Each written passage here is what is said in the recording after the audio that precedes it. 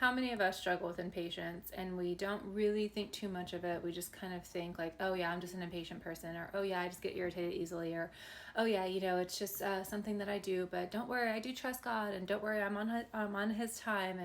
And we deceive ourselves by letting ourselves believe that we do trust the Lord, but in reality, all we continuously do is come up with our own narratives, our own solutions to our problems.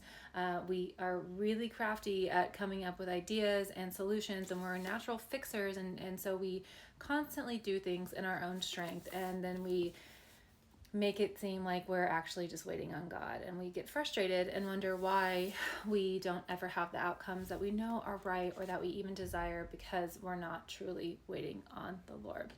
Let me give you a quick fix for this. And I know that that's the opposite of what I just said, but we do want to fix the things that are dysfunctional in our life so that we can truly have a good relationship with God and live the life that He's called us to live. Not without trouble, not without things that are uncomfortable, not without, trials or going through the fire or anything like that, but truly having peace through all the things that life throws at us. And so Psalm 27 says, verse 13, I would have lost heart unless I had believed that I would see the goodness of the Lord in the land of the living. Wait on the Lord, be of good courage, and He shall strengthen your heart. Wait, I say, on the Lord.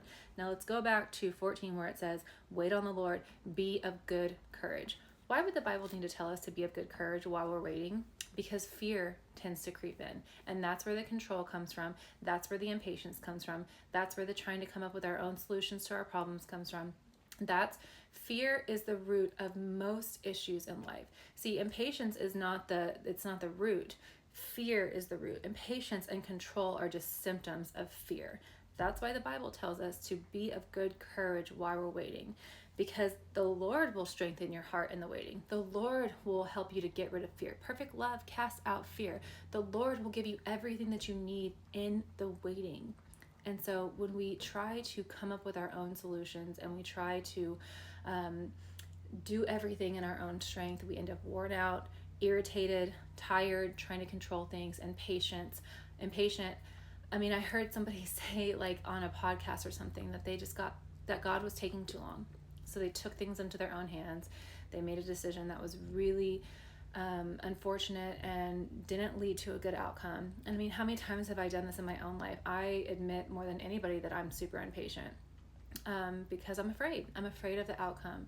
I'm afraid of all the time that I've wasted. I'm afraid of all the things that I've done, all the mistakes that I've made. And so I try to control and manipulate things, not in like a deceitful way, but like an evil way. But in reality, it is because I'm afraid. I'm not trusting the Lord to give me the courage that I need. I'm not trusting the Lord to help me through the waiting. I'm not trusting Him to do all of the things that He promised me that He would do. And so I want to encourage you to get to the root of your issues this week. Impatience is not the root. Fear is.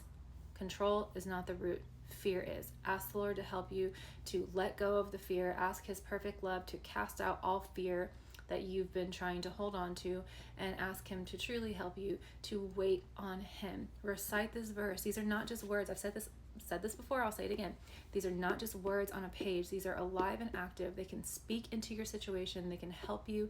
They can give you life. They can give you peace. And it's not because it's the words. It's because it points to God. It's because it's the power of God. It's the sword of the Spirit that can help you in all of these circumstances. And so, yeah. Wait on the Lord this week. Trust that He will strengthen you.